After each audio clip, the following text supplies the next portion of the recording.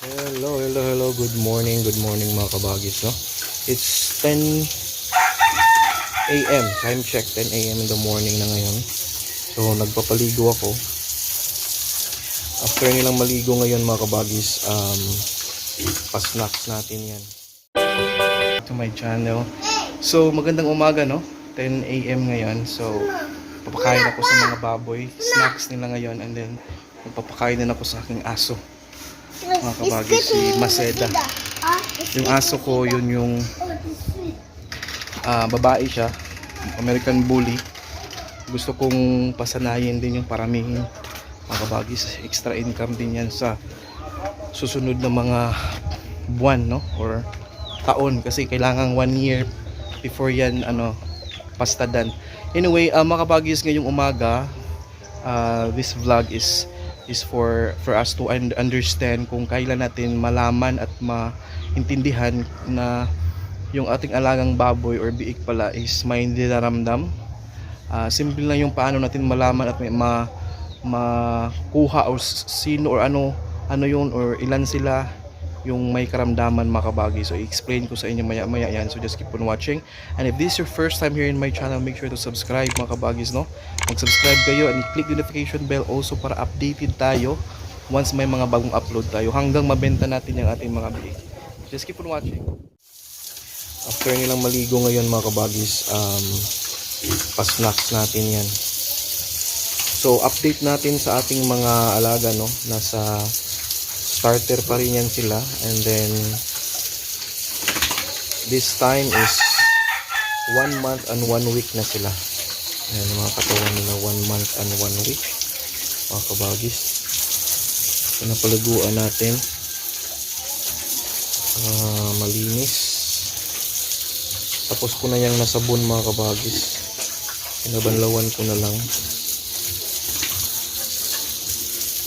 Sinasabon natin ng perla kasi marami naman yan silang kagat ng lamok. Kaso kapag masabunan mo ng perla, hindi yun yung pula-pula, hindi lalaki, hindi dadami. Magamot siya sa perla. So update natin, no, ang nauubuso nila ngayon as of this time is nasa 8 hanggang 9 na kilo sa isang araw. So kasi sinasama ko na yung kilo sa yung may snack sila sa 10 a.m. and then magsa-snack na naman yan sa 3 p.m. So kibali 2 sa umaga, isa sa isang snacks, no? Tapos 2 na naman. So 5 na, tapos snacks na naman 6, tapos 2 sa hapon. So 8. So 8 kilo na yung maubos nila, mga kabagis. So 1 month and 1 month and 1 week. So sa mga nagtatanong regarding sa alatundan, kapag magbibigay kayo yung bunga, hindi na kailangang lutuin, mga kabagis. I-slice nyo lang ng maliit. Yung talagang manipis na slice. Kasama yung isama ninyo yung balat na green, pati yung laman na puti, yung hilaw na bunga ng alatundan. So yun yung ipakain ninyo.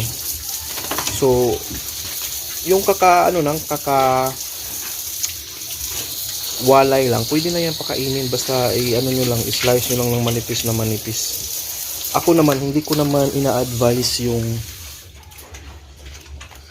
alatundan na bunga sa mga kakawalay lang. Ang ginagamit ko talaga niyan is yung dahon, yung hindi pa nakabuka, yung pinakita ko doon, no? Bumuka na siya. Pero yung hindi nakabuka niyan, pwede ninyong putulin at yun yung ipakain ninyo. Inom nila yung tubig. Yan yung dahilan, mga kabagis, na kailangan natin silang ipurga every time na magpalit tayo ng feeds. Kasi tinan mo, iniinom nila yung tubig, hindi naman yan yung tubig doon na design talaga sa inuman nila. So technically madumi. So kailangan yan mapurga every palit ng feeds. At yung tanong naman ninyo, ilan ba talagang beses purgahin yung mga baboy? Depende kung fattening ka, every time na pagpalit ka ng feeds hanggang mabenta. So kung i-calculate mo, tayo ng feeds is palit tayo sa starter, so isang yon, purga. Palit tayo sa grower, dalawa na. And finisher, 3. Then yung kalagitnaan ng starter at pre-starter, pwede mong purgahin yan ng every 2 weeks. After that, so every month ka. Kasi ako normally, bali 2 months sila mag-grower.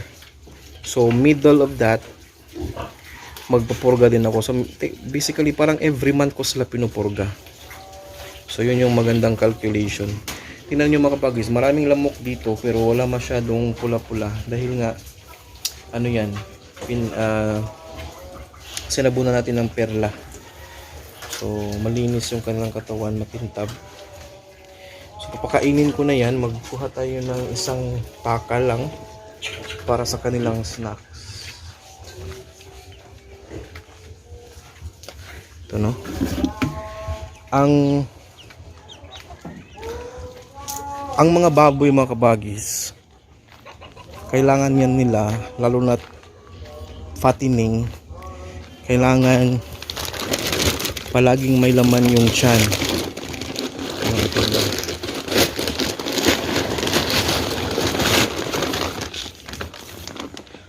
May laman palagi yung tiyan nila, kahit hindi naman busog na busog talaga. Basta mga aray natin, basta may laman. Kaya nagwo-work or effective yung effective yun mga kabagis, yung ginagawa natin. Kaya siguro maganda yung resulta is that before sila magtanghalian, talagang may snack yan. Kaya ako, so kahit ang technique ko dyan, para pagdating ng tanghali, kakain sila, hindi na masyadong gutom. Kumbaga, hindi ganun kagutom yung mga baboy. So kung hindi sila ganun kagutom, ang mangyari niyan mga kabagis is hindi sila mabiglang mabusog din. So maganda yung resulta kapag mayroon tayong ganyang practice na ipapasnacks natin sila.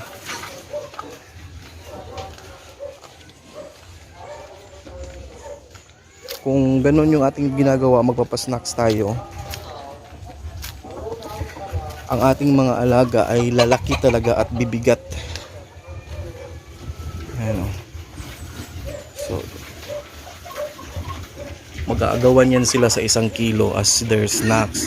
So based sa study o research, kapag ang baboy ay yung pinasnacks mo sila na gitna before magtanghalian, so parang kumbaga nakulangan sila kasi 1 kilo lang. So now mag-aagawan sila. So pagpakain mo ngayon sa tanghalian, talagang mag-aagawan din sila. So yun yung technique sa pag-alaga ng fattening or fatteners. Kung gusto natin na biglang bigat at biglang laki yung ating makukuha sa mga baboy natin sa tamang panahon, yung 3 months or 3.5 months or kahit 4 months mga kabagis, napaka magandang achievement na yan kapag pinapasnacks mo talaga yung mga baboy mo. And then inalagaan mo sila na hindi sila magkaroon ng basang dumi.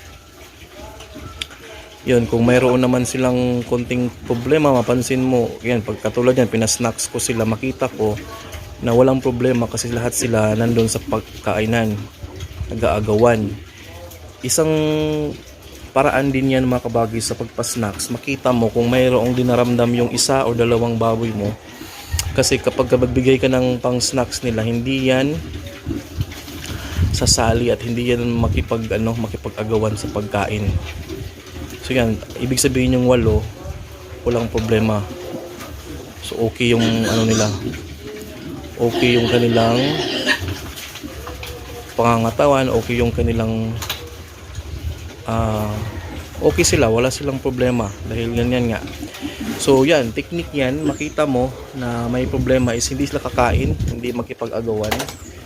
So agad-agad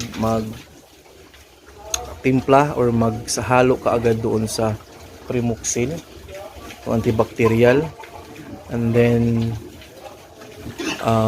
yun, kung kailangan mong pakainin ng mga talbos ng kamote, pakainin mo nung nung kangkong para babalik yung gana nila sa pagkain.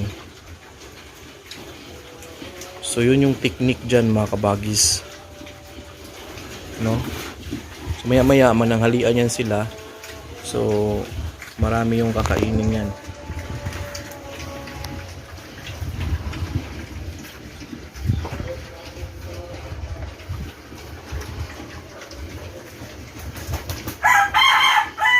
Isang araw lang na mapansin mo may 1, 2 o 3 na hindi makipag-agawan sa pagkain mo, maalarma ka na yan, kasi isang araw, 2 araw magkaroon ng problema na ganyan is malaking kawalan yan kabagi sa timbang at paglaki nila. Kumbaga mapag-iwanan sila sa iba nilang kasama or kapatid. Kasi nga 2 araw, 3 araw na walang ganang kumain.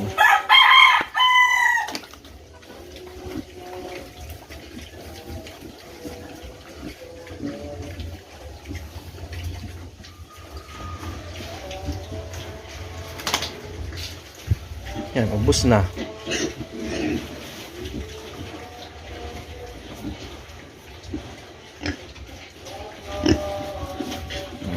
Ubos na. Oh, hingi na naman. Maya-maya na, mananghalian kayo maya-maya. So 10 AM ngayon. So 2 hours from now mananghalian na naman yan sila. So yan lang kabagis, ganyan lang kasimple at kadali yung pagpakain natin sa ating mga baboy. Yan, i-make sure natin na ma-observe natin yung kanilang progress. When I say progress, yung pag-change ng dami ng kanilang maubos. Napansin niyo a week or 2 weeks noon, 2 weeks na yung lumipas or before, ang kaya nila is 5 to 6 lang, as kasama na yung snacks, maliit pa sila. Yung lumalaki-laki na, nasa 8 na hanggang 9 yung kaya nila. So yun, kailangan mong ma-observe yun mga kabagis, and ikaw lang yung ikaw lang nakakaalam nun kasi ikaw yung tagapakain ng baboy mo. So kahit magbigay man ako ng Excel file sa inyo nga ganito yung pakain ko, iba talaga ikaw yung kailangang mag-observe. Kasi may mga ganitong edad na baboy na maliit lang talaga yung kanilang kainin or maubos. Ang idea ko doon upang dadami yung dadami at lalaki yung kanilang maubos sa maagang panahon kahit bata pa, is yun nga, after nilang kumain, once a day, bigyan ko sila ng kangkong or talbos ng kamote. So kahit busog yan, uubusin nila yan yung kangkong at talbos ng kamote, and that's the time mga kabagis na mag-i-expand yung kanilang mga intestine. Kapag i-expand yan, lumalaki, dumadami at lalaki din yung konsumo nila. Tingnan nyo, ubos na yung pang snacks, tulog na naman yan. So I'll give them at least 2 hours before ang lunch nila, and then papakainin na naman natin mga kabagis. So yun lang kasimple mga kabagis, no? Thank you so much.